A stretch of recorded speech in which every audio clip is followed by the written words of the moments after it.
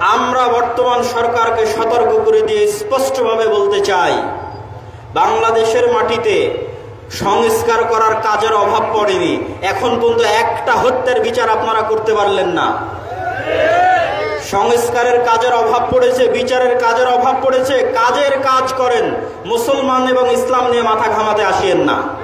মুসলমান এবং ইসলাম নিয়ে মাথা ঘামাতে এসে অতীতের লোকজন বিদায় নিয়েছে, তখন আপনারাও বিদায় নিতে বাধ্য হবেন।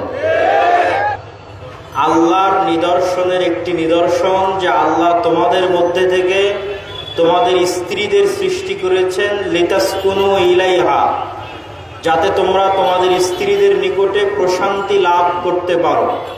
ওয়াজআলা বাইনাকুম মাওয়াদ্দা ওয়া রাহমা, আর আল্লাহ তোমাদের এবং তোমাদের স্ত্রীদের মধ্যে ভালোবাসা, আন্তরিকতা, মায়া এবং মহাব্বতের সম্পর্ক তৈরি করে দিয়েছেন। এই আয়াত স্পষ্ট প্রমাণ বহন করে যে নারী এবং পুরুষ পরস্পরের প্রতিদ্বন্দ্বী, প্রতিযোগী নয়, বরং পরস্পরের সহযোগী। এবং পৃথিবীর যারা টপ লেভেলের ম্যানেজমেন্ট নিয়ে গবেষণা করেছে, যেমন 7 habits of highly effective people বইয়ের যিনি লেখক, তিনিও তার টপ লেভেলের ম্যানেজমেন্টের একটি মূলনীতি বলেছেন যে একজনকে পরাজিত করে আর একজন জিতবে, এটা কখনোই ভালো ম্যানেজমেন্ট নয়।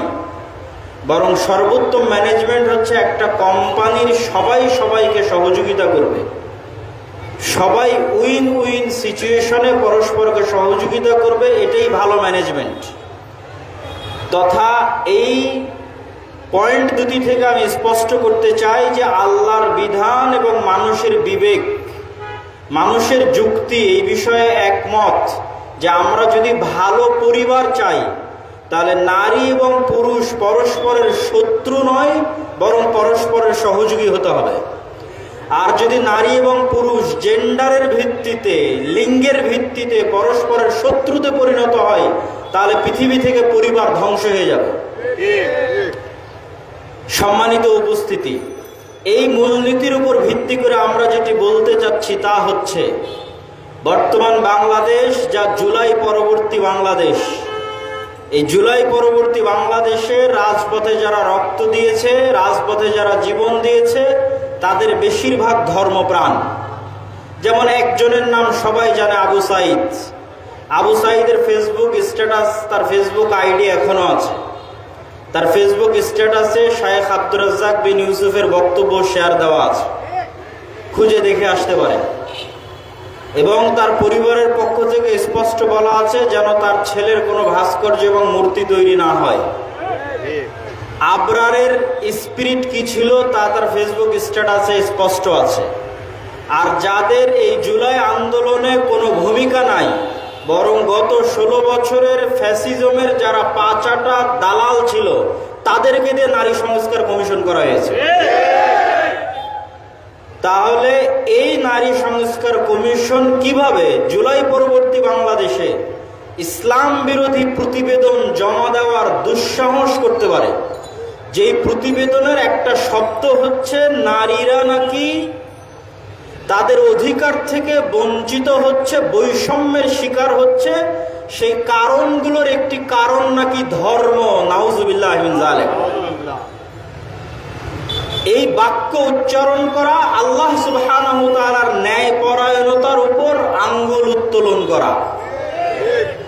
আল্লাহর দৃষ্টিতে তার সকল সৃষ্টিজীব, তার সকল বান্দা সমান, এবং আল্লাহ নিজের উপর জুলম করাকে হারাম করে নিয়েছেন।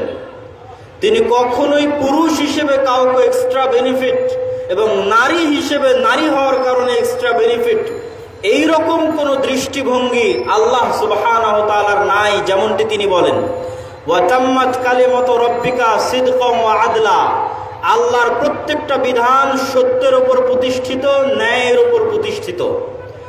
আল্লাহ সুবহানাহু ওয়া তাআলা নারীকে এবং পুরুষকে পিতার সম্পত্তিতে যে অধিকার দিয়েছেন, তার মূল ভিত্তি হচ্ছে কে পিতার থেকে, মৃত ব্যক্তির থেকে কে কত নিকট আত্মীয়, কে আগে মারা যেতে পারে, কে পরে মারা যেতে পারে, কে কেমন দায়িত্ব গ্রহণ করবে, এগুলোর উপর ভিত্তি করে সম্পত্তিতে অংশ দেওয়া আছে। যেমন পিতা এবং মাতা দুইজনই তো নারী এবং পুরুষ। সন্তানের সম্পত্তিতে পিতা এবং মাতা উভয়কেই সমান অংশ দেওয়া আছে, 1/6। পিতা পুরুষ, মাতা নারী। সন্তানের সম্পত্তিতে পিতা এবং মাতা যদি জীবিত থাকে আর সন্তান যদি মারা যায়, তাহলে পিতা এবং মাতা, ওই সন্তানের যদি সন্তান জীবিত থাকে তথা দাদা দাদির যদি পোতা পুতি জীবিত থাকে, তাহলে দাদা দাদি তার সন্তানের অংশে 1/6 অংশ পাবে। এখানে নারী এবং পুরুষ সমান। এরকম অসংখ্য জায়গা আছে যে সমস্ত জায়গায় নারীরাই সম্পত্তিতে অংশ পেয়েছে, পুরুষেরা পায়নি। তাহলে আল্লাহ সুবহানাহু ওয়া তাআলা কখনোই জেন্ডারের উপর ভিত্তি করে সম্পত্তি নির্ধারণ করেননি।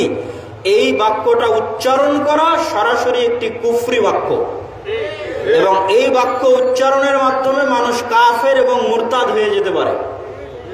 আরো স্পষ্ট করে যদি আমরা বলতে চাই যে ভারতের মতো একটি হিন্দুত্ববাদী দেশে এখন পর্যন্ত, যদিও নরেন্দ্র মোদীর সরকার চেষ্টা করতেছে এই আইনকেও বাতিল করার, কিন্তু এখন পর্যন্ত মুসলিম পার্সোনাল ল বোর্ডের মাধ্যমে ভারতের মতো একটা হিন্দুত্ববাদী দেশে গত 70 বছর যাবৎ মুসলমানদের সম্পত্তি বন্টন হয়েছে ইসলামের আইন অনুযায়ী।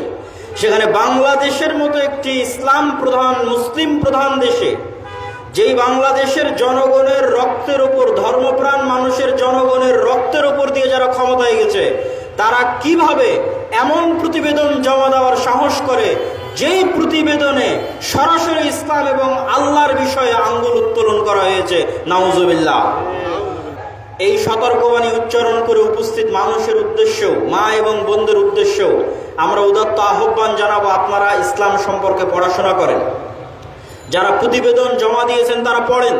আমাদের বিস্তারিত বক্তব্য আছে, লেখনী আছে, যুক্তির ভিত্তিতে, দলিলের ভিত্তিতে তুলে ধরা আছে কিভাবে ইসলামের উত্তরাধিকার সম্পত্তি বন্টন আইন শতভাগ ন্যায় নিষ্ঠার উপর এবং শতভাগ সত্যের উপর প্রতিষ্ঠিত। বরং আরো এক ধাপ আগিয়ে বলতে চাই, যদি ইসলামের উত্তরাধিকার সম্পত্তি আইনে পরিবর্তন করা হয় তাহলে পুরুষের উপর জুলুম করা হবে। এখন ন্যায় আছে, এখন ন্যায় আছে মানে নারীর যতটুকু পাওয়া দরকার ততটুকুই পাচ্ছে, পুরুষের যতটুকু পাওয়া দরকার ততটুকুই পাচ্ছে। যদি আপনারা পরিবর্তন করেন তাহলে জুলুমটা হবে পুরুষের উপর। অতএব আপনারা স্টাডি করেন, অধ্যয়ন করেন। বুঝতে না পারলে আমাদের কাছে আসেন। দেশে আলেম ওলামার অভাব পড়েনি। আন্দোলনের সময় আলেম ওলামাদের কথা মনে পড়ে। সংস্কার কমিশনে প্রতিবেদন জমা দেওয়ার সময় আলেম ওলামাদেরকে কি আপনারা খুঁজে পাননি ডেকে বসার মতো, বুঝার মতো? অতএব নাটক বন্ধ করেন। আল্লাহ সুবহানাহু ওয়া তাআলা আমাদের দেশকে যাবতীয় ইসলাম বিরোধী আইন এবং কার্যকলাপ থেকে হেফাজত করুক, আল্লাহুম্মা আমিন। এই বলে আজকে আমরা আমাদের এই সিলেটের মাটিতে এই জনসচেতনতামূলক কর্মসূচির ইতি টানছি। আল্লাহ সুবহানাহু ওয়া তাআলা আমাদের এই কর্মসূচিকে সফল করুক এবং আমাদের সরকার মহোদয়কে সুমতি, সুবুদ্ধি দান করুক, কাজের কাজ করার তৌফিক দান করুক। গণহত্যার বিচার করেন, অনেক সংস্কারের কাজ আছে সেগুলো করেন, আর ইসলাম এবং মুসলমানদেরকে তাদের মতো থাকতে দেন। আল্লাহ সুবহানাহু ওয়া তাআলা কবুল করুক, আল্লাহুম্মা আমিন। ওয়া আখিরু দাওয়ানা। জি, আপনারা যারা এখানে উপস্থিত হয়েছেন, আইন শৃঙ্খলা বাহিনী, গোয়েন্দা বাহিনী, সাংবাদিক, মিডিয়া এবং আপনারা উপস্থিত হয়েছেন, যারা আয়োজন করেছেন, আমরা সকলের শুকরিয়া আদায় করি। অন্তরের অন্তরস্থল থেকে তাদের প্রতি শুভেচ্ছা এবং অভিবাদন জানাই। আল্লাহ সকলকে উত্তম প্রতিদান দান করুক, আল্লাহুম্মা আমিন। ওয়া আখিরু দাওয়ানা আলহামদুলিল্লাহি রাব্বিল আলামিন। আসসালামু আলাইকুম ওয়া রাহমাতুল্লাহি ওয়া বারাকাতুহু।